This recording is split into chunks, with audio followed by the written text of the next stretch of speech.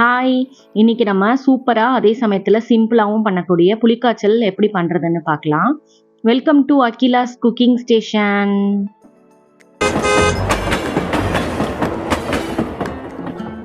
Ingredients கொடுத்துருக்கேன். Screenshot எடுத்து வச்சுக்கோங்க. இப்போ நம்ம ஸ்ட்ரெயிட்டாக ப்ரிப்பரேஷன் போயிடலாம். அடுப்பு பற்ற விட்டு கடாய் வச்சுட்டு அதில் நல்லெண்ணெய் ஊற்றிக்கோங்க. நல்லெண்ணெய் தாளிச்சா தான் நல்லாயிருக்கும். அப்புறம் எண்ணெய் சூடானதுக்கப்புறமா கடுகு போட்டுக்கோங்க.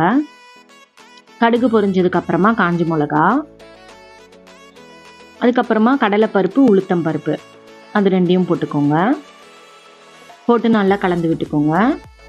இதுக்கப்புறமா நம்ம கருவேப்பிலை போட்டுக்கலாம். கருவேப்பிலை போட்டு நல்லா கலந்ததுக்கப்புறமா வேர்க்கடலை, புளிக்காய்ச்சலுக்கு வேர்க்கடலை இன்னும் கொஞ்சம் எக்ஸ்ட்ரா டேஸ்ட் கொடுக்கும். வேர்க்கடலையும் போட்டு நல்லா கலந்துக்கலாம். பருப்பெல்லாம் செவக்கிற வரைக்கும் நல்லா வறுத்துக்கோங்க. இதுக்கப்புறமா நம்ம புளி தண்ணி ஊற்றிக்கலாம்.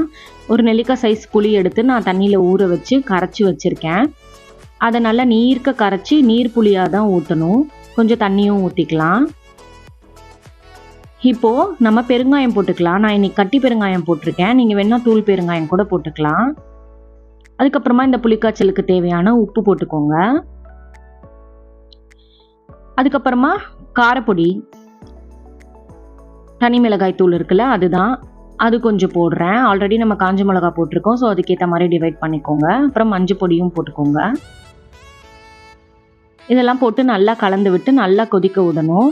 நீர் புளியாக ஏன் ஊற்றணும்னு சொல்கிறேன்னா, நல்லா நீர் புளியாக ஊற்றி கொதிச்சு வந்தால் தான் புளிக்காய்ச்சல் ரொம்ப நாளைக்கு நல்லா இருக்கும். 2 மாதம் வரைக்கும் கெட்டு போகாமல் இருக்கும். இது பாருங்கள், இந்த மாதிரி நல்லா கொதிக்கணும். அப்பப்போ கரண்டி போட்டு கலந்து விட்டுக்கோங்க. இந்த மாதிரி நல்லா கொதிச்சு ஒரு பாதி தண்ணி வற்றினதுக்கு அப்புறமா நம்ம சேனலில் ஆல்ரெடி போட்டிருந்த ஆல்ரவுண்டர் பவுடர் ரெசிபியை போட்டுக்கோங்க. தெரியாதவங்களுக்கு லிங்க் டிஸ்கிரிப்ஷனில் கொடுக்குறேன், செக் பண்ணிக்கோங்க. இந்த பவுடரை போட்டு நல்லா தேய்ச்சி விட்டு கலந்து விட்டுக்கோங்க, கட்டி தட்டாமல். இந்த பவுடர் போட்ட உடனே அகைன் கொஞ்சம் திக்காகும். நல்லா கொதிக்க விடுங்க. இங்கே பாருங்கள், இந்த பவுடர் போட்டு நல்லா கொதிச்சுதுன்னா நல்லா திக்காக நமக்கு ஏற்ற கன்சிஸ்டன்சியில் வரும். இங்கே பாருங்கள், இதுதான் கரெக்டான பதம். சைடில் கொஞ்சம் எண்ணெயெல்லாம் பிரிஞ்சு வரும். இந்த ஸ்டேஜில் நம்ம அடுப்பை ஆஃப் பண்ணிடலாம். இதை அப்படியே ஆற விட்டுடலாம். நல்லா ஆறுனதுக்கப்புறமா ஒரு கண்டெய்னரில் போட்டு ஸ்டோர் பண்ணிக்கோங்க. 2 மாதம் வரைக்கும் நல்லாயிருக்கும். இப்போ பாருங்கள், நம்ம புளிக்காய்ச்சல் ரெடி ஆகிடுச்சு. இப்போ இதை வச்சு சாதம் எப்படி பண்ணுறதுன்னு பார்க்கலாம். நார்மல் நம்ம பச்சரிசி நான் வடித்து வச்சுருக்கேன். இப்போ நம்ம புளிக்காய்ச்சல் பண்ண அதே கடாய் எடுத்துக்கலாம். அதில் நம்ம வடித்த சாதத்தை போட்டுக்கலாம். போட்டுட்டு இந்த சாதத்துக்கு தேவையான உப்பு நம்ம போட்டுக்கலாம். அதுக்கப்புறமா நல்லெண்ணெய். இப்போ நம்ம புளிக்காய்ச்சல் போட்டுக்கலாம். நம்ம எடுத்து வச்ச புளிக்காய்ச்சல் போட்டுட்டு இந்த ஸ்பூன் ஈரம் இல்லாத ஸ்பூனாக பார்த்துக்கோங்க. இப்போ நல்லெண்ணெய் ஊற்றுறோம். ஈரம் போட்டு ஸ்பூன் போட்டிங்கன்னா சீக்கிரமாக கெட்டு போயிடும். ஸோ ஈரம் இல்லாமல் பார்த்துக்கோங்க. இப்போ நம்ம சாதத்தை நல்லா கலந்துக்கலாம். இப்போ பண்ணின உடனே புளிக்காய்ச்சலில் காரம் இருக்கும். அதனால் நான் அந்த ஆல்ரவுண்டர் பவுடர் போடலை.